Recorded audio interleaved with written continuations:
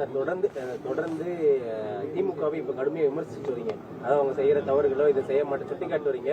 இதற்கு முன்னாடி இல்லாத அளவுக்கு ஒருவேளை அதிமுக அணிக்கு போறதுக்கான அது உங்க தவறான சேலத்துல என்னைக்கெல்லாம் பத்திரிகையாளர் நான் சந்திப்பு நடத்திருக்கணும் எல்லா என்னுடைய ஆவணங்கள் எல்லாம் என் யூடியூப்ல இருக்கு, என்னுடைய பேஜ் வேல்முருகன் டிவில இருக்கு, போய் பாருங்க.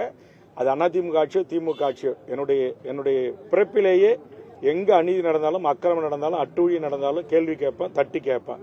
அப்படி தட்டி கேட்ட காரணத்தால் தான் கடந்த காலத்தில் இருந்த கட்சியிலிருந்து நான் வெளியேற்றப்பட்டேன். டாஸ்மார்க் எதிர்த்து மூடுங்கன்றேன். குடியே கெடுக்கும், குடி நாட்டுக்கும் வீட்டுக்கும் கேடு.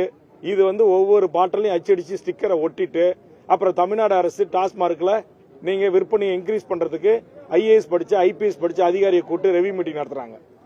தீபாவளிக்கு என்ன டார்கெட் 500 கோடி, பொங்கலுக்கு 500 கோடி டார்கெட் வைக்குது. இது எவ்வளவு பெரிய கொடுமை. ஆக கண்டிப்பாக இது எல்லாம் ஒழிக்கப்பட வேண்டும். இங்க பூரண மதுவிலக்கு, ஒரு சொட்டு மது இல்லாத கஞ்சா இல்லாத போதை இல்லாத மாநிலமாக தமிழ்நாடு இருந்தா மட்டும்தான் தமிழ்நாட்டு மக்களை நாம் காக்க முடியும், அடுத்த இளைய தலைமுறையை காக்க முடியும். அந்த இளைய தலைமுறை தங்களை பெற்று வளர்த்து ஆளாக்கிய தாய் தந்தையரை கவனிக்க முடியும், குடும்பத்தை காப்பாற்ற முடியும்.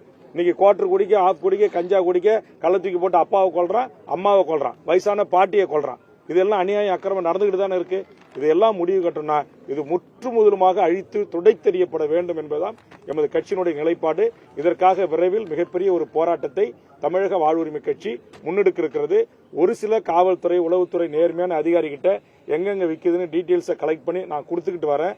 கடந்த வாரம் கூட காவல்துறையினுடைய சட்ட ஒழுங்கு டிஜிபி, ஏடிஜிபி, காவல்துறை உளவுத்துறை தலைவர் போன்றவர்களை சந்திச்சு நான் தமிழ்நாட்டில் நடக்கின்ற பிரச்சனைகள் இதையெல்லாம் குறித்து விரிவா உங்ககிட்ட தகவல் சொல்லிட்டு வந்திருக்கேன். ஆன்லைன் மோசடி மட்டும் இல்லாம இந்த பினான்ஸ் அடகு வீடு அடமானம் கூட, அதான் மைக்ரோ பைனான்ஸ் கூட இந்த வீடுகள்ல பெயிண்ட் அடிச்சிடறாங்க, எழுதிடுறாங்க இந்த வீடு கடன் வாங்கப்பட்ட வீடு, இது திருப்பி செலுத்தாத வீடு அப்படின்னு அசிங்கப்படுத்துற மாதிரி அழியாத பெயிண்ட்ல எழுதுறது, சோரொட்டி அடிச்சு ஒட்டுறது, கேட்டை இழுத்து போட்டுறது, இது எல்லாம் அனுமதிக்க கூடாது.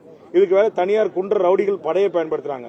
ஆக இவர்கள் மீதெல்லாம் இரும்பு கரம் கொண்டு தமிழ்நாடு அரசு நடவடிக்கை எடுக்கணும் என்பதுதான் என்னுடைய வேண்டுகோள். மத்திய அரசுடைய பங்கு எப்படி இருக்கு? இந்த மாநில அரசுக்கு ரெடியா இருக்கு, நாங்க ஒத்துழைக்கிறோம், ஆன்லைன் கடன். இப்ப மாநில அரசோ மத்திய அரசோ எல்லாம் கஞ்சா அப்படின்னு விற்கிறது இல்லைங்க, டாஸ்மார்க் விற்கிறாங்க, ஒத்துக்கிறேன் இல்ல கேருங்க. அதனால இது மத்திய அரசு மாநில அரசு எல்லாம் கிடையாது.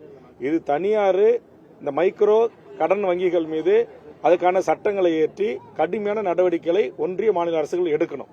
அது ரெண்டு அரசுகளுமே ஏனோ தானோன்னு அவங்க கடந்து போறாங்க. யாரோ பொதுமக்கள் எங்கேயோ பாதிக்கப்படுறான், எங்கேயோ தற்கொலை பண்ணிக்கிறான், யார் குடும்பம் தாலி அறுக்கப்படுது.